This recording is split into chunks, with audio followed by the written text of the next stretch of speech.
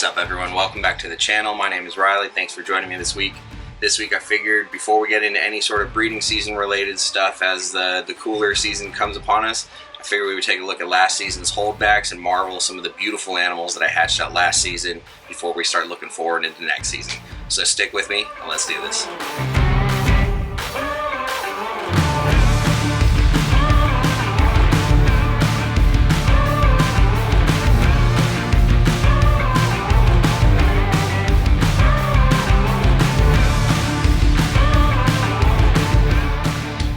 Kicking off this holdback video is going to be this absolutely beautiful caramel citrus tiger head albino who thinks she's getting food.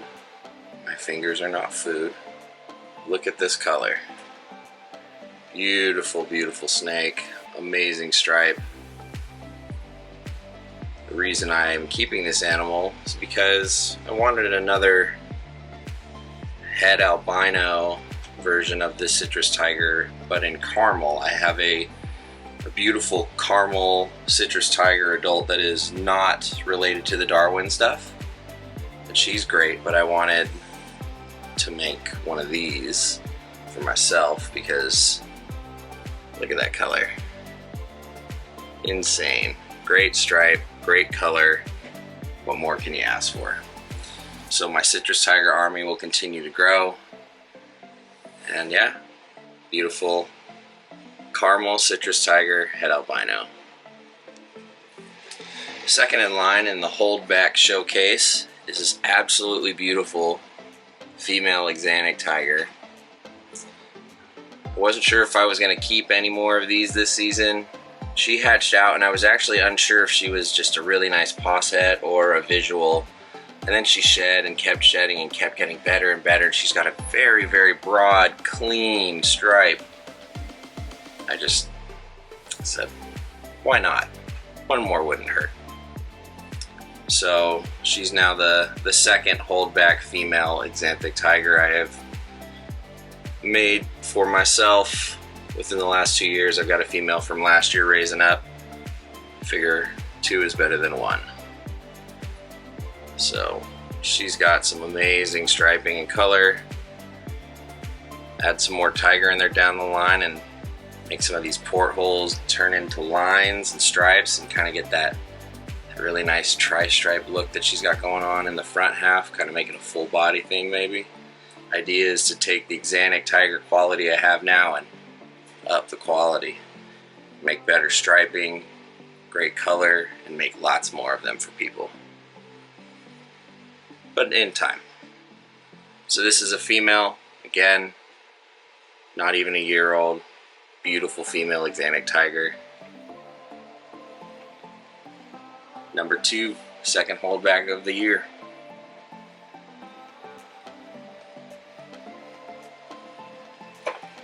So now we're gonna start getting into some of my favorite stuff. Papuan carpets. This one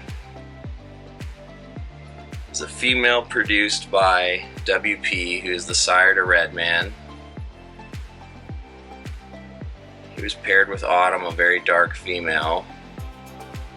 They just made some huge, beautiful babies. So all that light coloring in between the black and tan, that's all gonna start turning orange. All that blushing is just gonna develop more color in time. Black will stay prominent and inky like that because this lineage of these two animals really throws nice dark blacks. So what I'm expecting is this girl will just be a nice combination of that beautiful buckskin surrounded by gorgeous jet black with some reddish orange tans in between. She's fierce. She's obviously a great eater. For whatever reason, the Papuans, the babies are just cranky little mean snakes. The captive bred ones, not the wild caughts or the imports. And the parents are pretty docile for the most part, but I don't know what it is. I find it endearing, doesn't bother me, but they grow out of it. So this is holdback number 3, female Papuan from sire of Redman WP paired with Autumn. And of course I kept a male. So let's take a look at him. So, number 4, the 4th holdback of the year, is another beautiful Papuan male. This guy has some pretty solid levels of striping throughout, super high flames in color, and again, produced by WP in Autumn. WP, that male, is the sire to Redman, so although he is dark and has thrown some darker tones, you can see where he throws some crazy stuff. This boy ought to be no exception. He's fired up right now. See what I mean? These babies can be real spitfires for no reason. But he's gonna be wicked. I expect him to age nicely. Beautiful coloration, beautiful stripes, really high flames. What more do you want? I mean, he's great. So, really gonna look forward to him growing up and hopefully mellowing out in time. So that is the male counterpart to the female we just looked at. When I produce new pairings of Papuans, I always hold back a pair. So this is the male of this year's pairing of WP with female Autumn. Now let's look at the next pair of Papuan holdbacks produced by none other than Redman himself. Alright, so first off in this expose of Redman's beautiful babies is this female that just, oh, there it is. You can just really see a beautiful tail, still very red, striped, again, feisty. Has that, you know, dark fade from black up front, but still some really good flames up there. And boom, it just starts ripping. Now normally Papuans really lose a lot of the red coloration right after their first shed, and she's a couple of sheds in and still going strong. That color looks very velvety red still. To me, that's going to translate into just another stunning example of a beautiful high colored Papuan carpet. Ultimately keeping these animals to keep a good line of these going, maybe make some stripes in there as well, but just to have my own line of some amazing high colored carpets produced by Redman, his father, whoever else is involved down the line. I have some dark stuff and some colorful stuff. So female number 1 from Redman this year.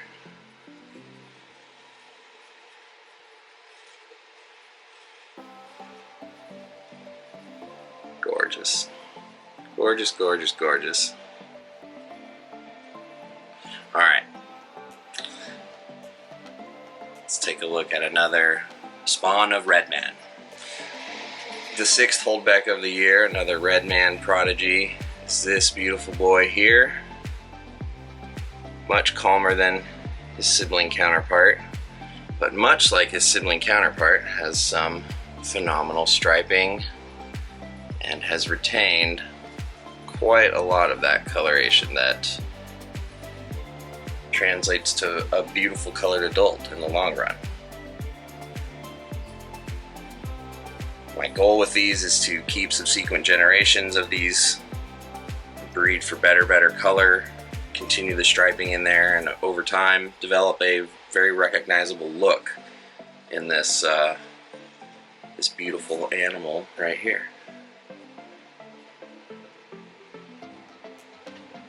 Papuans are still able to be imported, but who knows how long that will last.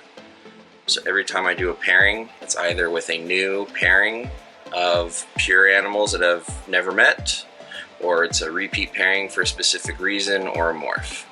And what I'm doing is just trying to keep as diverse of bloodlines as possible, and keep as many as possible, and offer as many as possible out to people as well, so that they can do the same, and we can just have a really healthy founding stock of these animals for decades to come.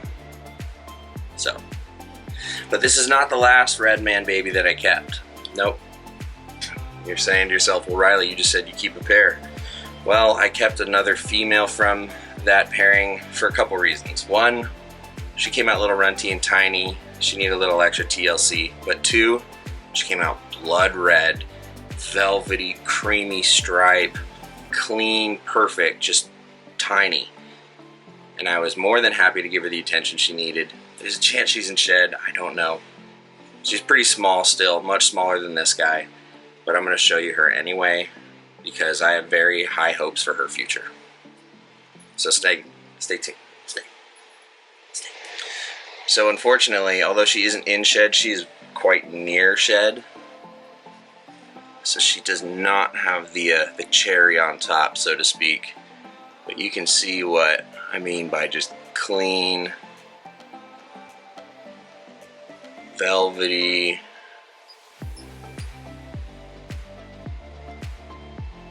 just a super, super beautiful snake.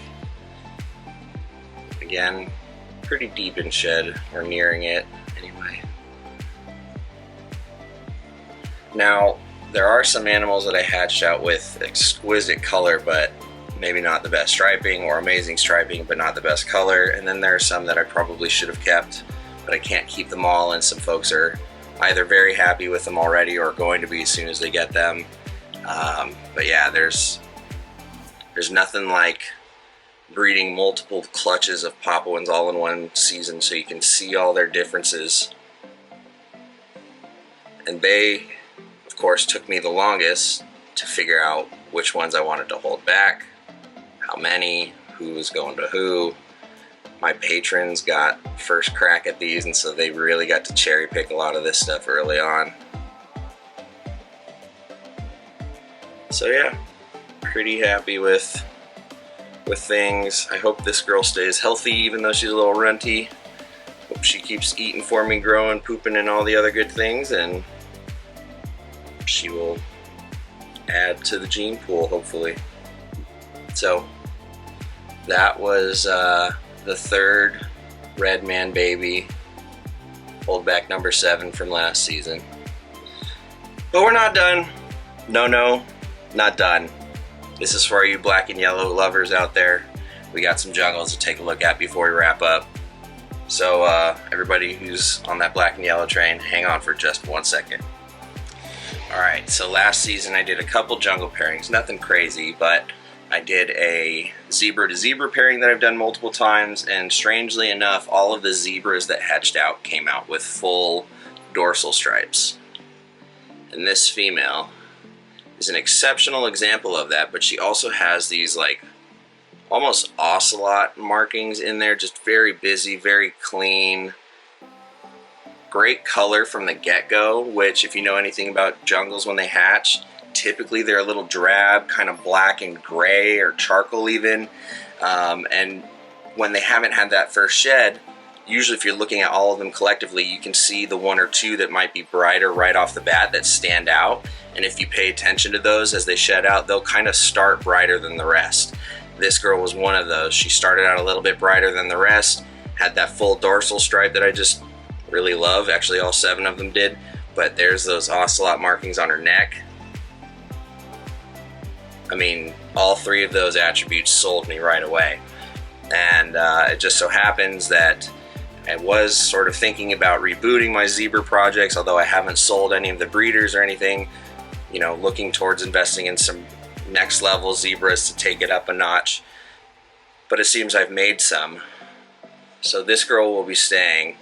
Now I do have a male that hatched out just like her, but he's not really eating very well. I'm actually having to resort to assist feeding some rat tails and kind of forcing the issue a little bit. But regardless, this girl isn't going anywhere. She's a stunner. I hope she keeps that bright yellow color nice and clean throughout.